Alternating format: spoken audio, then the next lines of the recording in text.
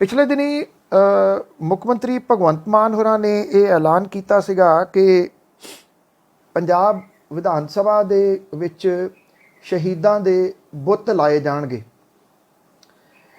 इहदे संबंधी हुण एक नवी जानकारी ते नवां जिहड़ा वो इनफॉर्मेशन सामने आई आ कि बुत जिहड़े लाए जाने ने वो इस विधान सभा कॉम्पलैक्स दे विच लाए नहीं जा सकने क्योंकि इनू विश्व विरासत इमारत का दर्जा प्राप्त है।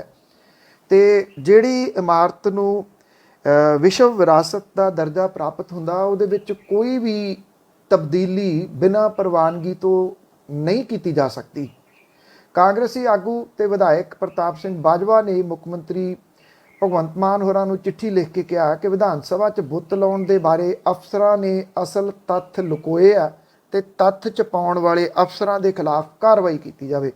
इस चिट्ठी दे विच उन्हां ने लिखिआ कि विधान सभा कॉम्पलैक्स नूं विश्व विरासत का दर्जा हासिल है तो कॉम्पलैक्स दे विच किसी भी तरह की तब्दीली लई संबंधित अथॉरिटी तो प्रवानगी लैनी जरूरी हुंदी है। उन्होंने ये गल कही है कि उन्होंने खुद भी सदन दे विच ये सोच के बुत लाए जाण दा मशवरा दिता सीगा कि अफसरां ने इहदे बारे पूरा होमवर्क किया होगा, पर अधिकारियों ने बुत लाउण दे बारे तत्थ लुको लए। उन्होंने मुख मंत्री तो यह मंग की कि जिहड़े अधिकारियों ने इस तरह की कोताही की है उन्हों के खिलाफ कार्रवाई की जाए। दूजे पासे सरकारी धिर यह कहती है कि सदन ने बुत लाउण लई योग कार्रवाई करन दी हाले सिफारिश की है।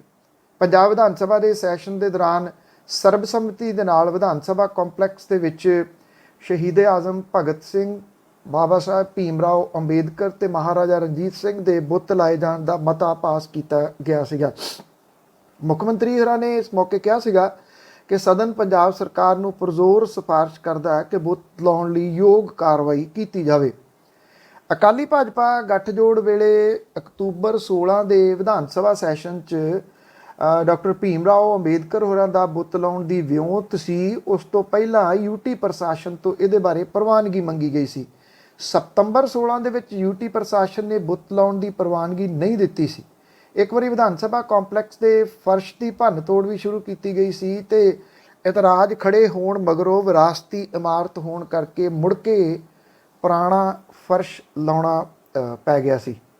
मतलब कि ये जिहड़ी गल प्रताप सिंह बाजवा होरां ने आखी आ उहनूं बिल्कुल अखों परोखे नहीं किया जा सकता।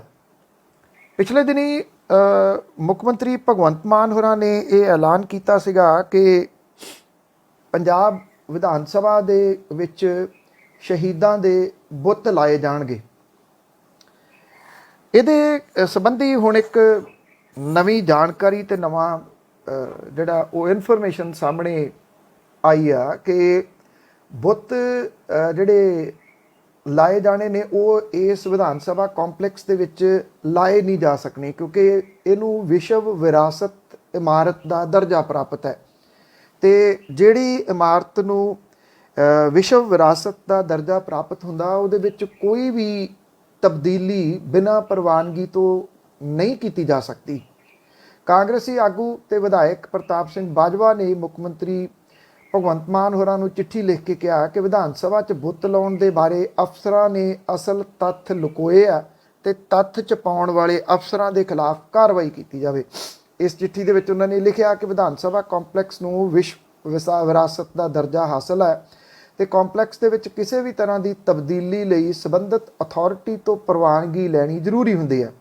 उन्होंने ये गल कही है कि उन्होंने खुद भी सदन दे विच ये सोच के बुत लाए जाण दा मशवरा दिता सीगा कि अफसरां ने इहदे बारे पूरा होमवर्क किया होगा, पर अधिकारियों ने बुत लाउण दे बारे तत्थ लुको लए। उन्होंने मुख मंत्री तो यह मंग की कि जिहड़े अधिकारियों ने इस तरह की कोताही की है उन्हों के खिलाफ कार्रवाई की जाए। दूजे पासे सरकारी धिर यह कहती है कि सदन ने बुत लाउण लई योग कार्रवाई करन दी हाले सिफारिश की है।